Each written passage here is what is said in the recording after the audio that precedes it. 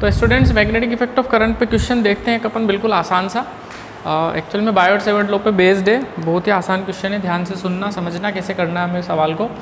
लिखा हुआ है a wire placed along the north south direction carries a current of 8 ampere from south to north.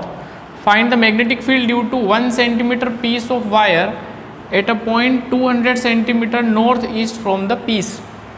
अब पहले तो जो क्वेश्चन है हम उसको थोड़ा सा डायग्राम से समझने की कोशिश करें कि भाई क्या दे रखा है और कहाँ पे मैग्नेटिक फील्ड पूछ रहा है।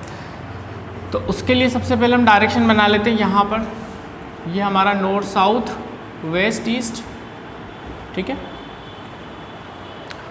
एक वायर है जो किस तरफ है, नॉर्थ साउथ डायरेक्शन में रखा हुआ और करंट 8 एम्पियर उसमें चल रहा है साउथ से नॉर्थ, ठीक है। मतलब जो हमारा वायर है कुछ देखना आप, साउथ टू नॉर्थ ऐसे ऐसे 8 एम्पियर करंट इसमें चल रहा है साउथ से नॉर्थ, मैच करा लो आप, साउथ से नॉर्थ, ठीक है। Find the magnetic field due to 1 centimetre piece of wire. यहाँ से हमें वायर का कितना पीस लेना है, 1 सेंटीमीटर, ये वाला। तो ये जो DL लेंथ है ये हमारी कितनी हो गई, 1 सेंटीमीटर, ठीक है ना, करंट के लो। Due to 1 centimetre piece of wire at a point 200 centimetre north east from the piece. यहाँ से नॉर्थ ईस्ट किधर होगा, अगर करंट ऐसे चल रहा है, करंट ऐसे चल रहा है तो नॉर्थ ईस्ट तो यहाँ पर होगा, ठीक है ना। तो यहीं से हम नॉर्थ ईस्ट मतलब ये वाला पॉइंट यहाँ से बोल रहा है, ये रहा P पॉइंट। ये जो दूरी है ना बेटा ये है 200 सेंटीमीटर, ठीक है। यहाँ मैंने एलिमेंट लिया छोटा सा, तो नॉर्थ ईस्ट इधर आएगा, ठीक है, नॉर्थ ईस्ट इधर आएगा, मैच करा लो। तो DL कितना है, 1 सेंटीमीटर। DL से ये जो पॉइंट P है ये तो हमारा R होता था, याद करो बायोट-सेवर्ट लॉ में, ठीक है।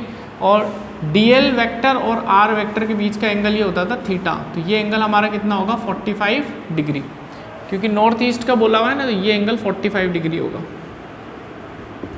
ठीक है। तो थीटा भी पता चल गया हमें 45, DL पता चल गया 1 सेंटीमीटर, R हमें पता चल गया कितना है, 200 सेंटीमीटर। अब हमें क्या पता लगाना था, मैग्नेटिक फील्ड। तो बायोट-सेवर्ट लॉ से हम यहाँ पर स्मॉल मैग्नेटिक फील्ड कितनी पता लगा सकते हैं, dB इक्वल्स टू μ0/4 पाई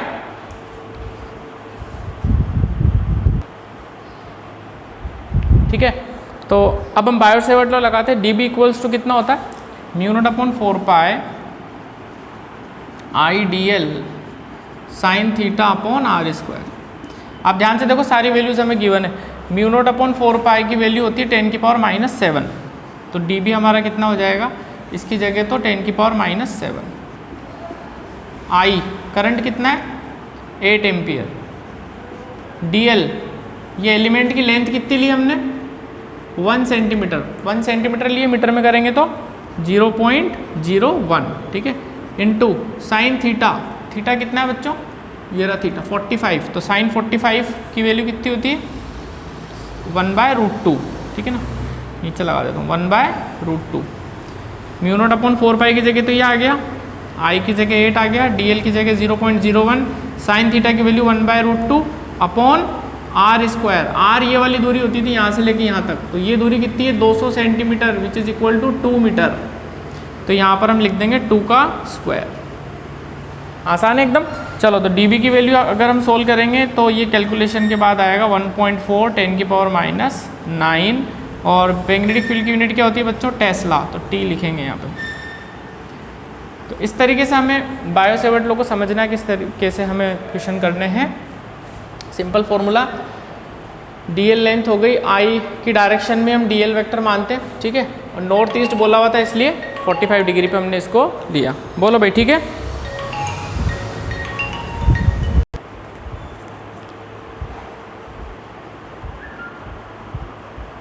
तो डियर स्टूडेंट एक क्वेश्चन और है आपके लिए, ये भी बायोट-सेवर्ट लॉ का ही क्वेश्चन है, आसान सा सवाल है, ये भी समझ लेते हैं क्या कह रहा है क्वेश्चन को। एक्चुअल में क्वेश्चन तो बहुत ही आसान है, बट बच्चे लैंग्वेज देख के और पता नहीं मतलब इस सवाल को समझते हैं कि टफ है, but it is very simple question.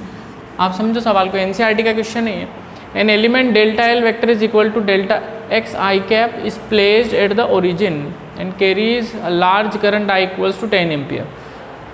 What is the magnetic field on Y axis at a distance of 0.5 metre और डेल्टा एक्स आपको दे रखा 1 सेंटीमीटर। एक्चुअल में क्या है, प्रॉब्लम को समझने की कोशिश करते हैं। ये हमारे पास एक्स एक्सिस और ये वाई एक्सिस, ठीक है।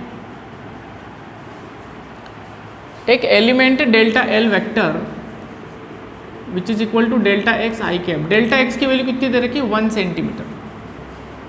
तो 1 सेंटीमीटर का एक एलिमेंट है हमारे आई कैप बोले तो अलोंग द एक्स एक्सिस ये करंट ऐसे चल रहा है,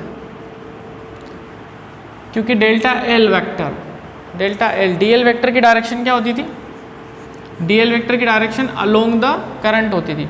तो हमें एक चीज़ का पता तो चल गया कि करंट एक्स एक्सिस के अलोंग चल रहा है ऐसे, और ओरिजिन पे एक ये छोटा सा एलिमेंट हमारा यहाँ पे रखा हुआ है, ये है डेल्टा एल। ओके, ठीक है ना, ये डेल्टा एल है, ये एक्स एक्सिस पे रखा हुआ है डेल्टा एल, और आई कैप मतलब एक्स एक्सिस के अलोंग करंट चल रहा है, ठीक। करंट कितना है बच्चों, 10 एम्पियर। यहाँ पर ये जो करंट चल रहा है वो कितना है, 10 एम्पियर है।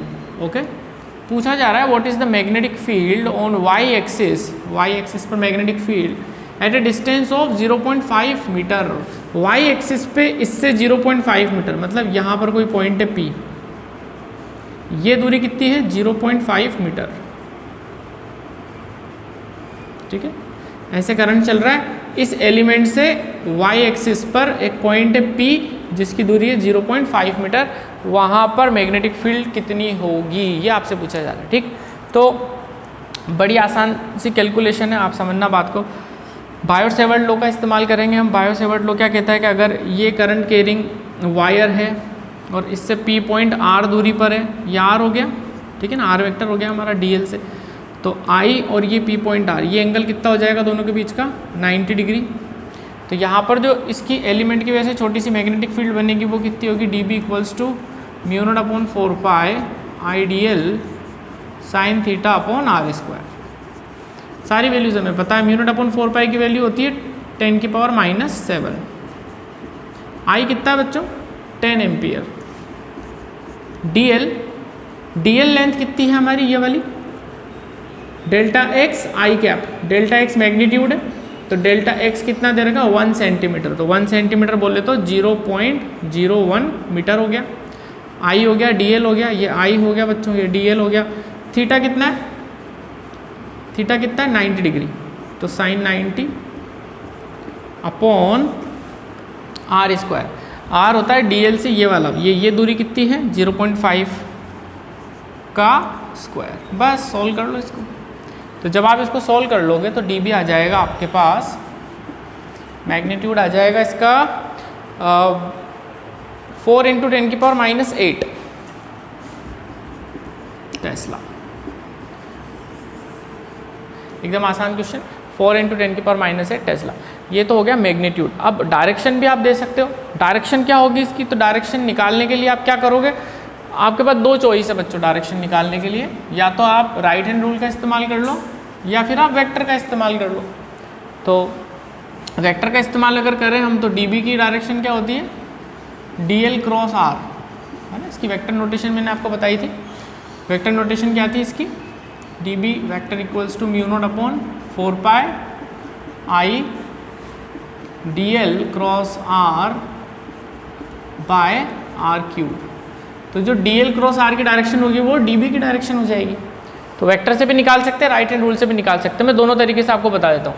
तो DB की डायरेक्शन होगी DL क्रॉस R। तो DL वेक्टर किस तरफ है, अलोंग एक्स एक्सिस, मतलब I क्रॉस R वेक्टर, ये R वेक्टर यहाँ से ये वाला, ये Y एक्सिस के अलोंग है, मतलब J कैप हो गया। तो I cross J, I cross J क्या होता है, K कैप होता है। K कैप मतलब कैसी डायरेक्शन हो गई, आउटवर्ड, है ना, बाहर की तरफ। तो आप K कैप भी लिख सकते हो यहाँ पे, कोई दिक्कत नहीं है। तो DB vector is equal to यहाँ पर टेस्ला और यहाँ पर K कैप, ये परफेक्ट आंसर हो गया हमारा। K कैप का मतलब क्या हो गया, आउटवर्ड, और माइनस क्या था तो इनवर्ड। तो इसको ऐसे भी लिख सकते हैं, K कैप लिख सकते हैं और आउटवर्ड भी लिख सकते हैं इसको, ठीक है, ऐसे भी लिख सकते हैं। DB vector is equal to 4 × 10⁻⁸ tesla और आउटवर्ड के लिए हम ऐसा सिंबल इस्तेमाल करते हैं।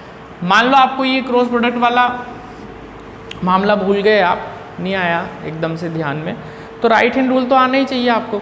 राइट हैंड रूल क्या कहता है कि ये करंट इस तरफ चल रहा है, देखो आप समझने की कोशिश करना,